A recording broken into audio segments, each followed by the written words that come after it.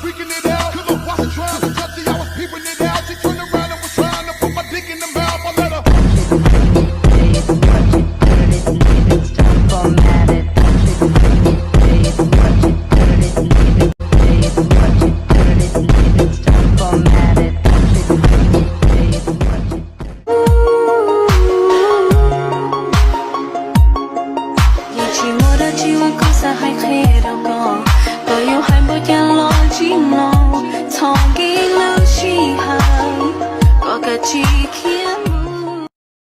Baby, come and drink it. It's okay, she low.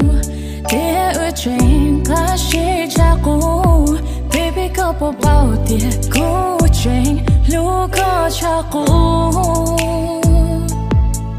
一起摸下去帮我。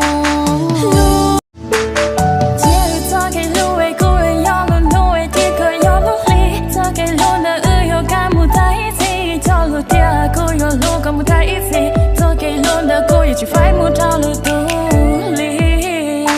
Ai ya đã thao lo cô yên bao cô chỉ rong, tôi có qua một bông đầu râu trâu cô, lo có chuyện loạn gì lưu cô liệt cô, xa xa mà cô tự chỉ nhỏ nhỏ tu có lưu.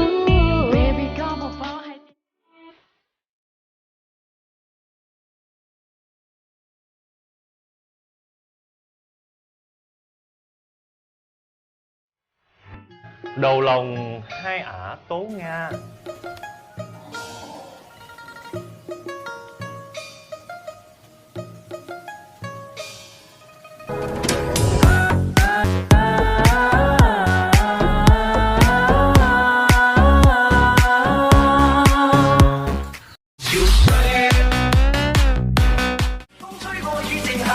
將心意再還誰，讓眼淚已帶走嘅。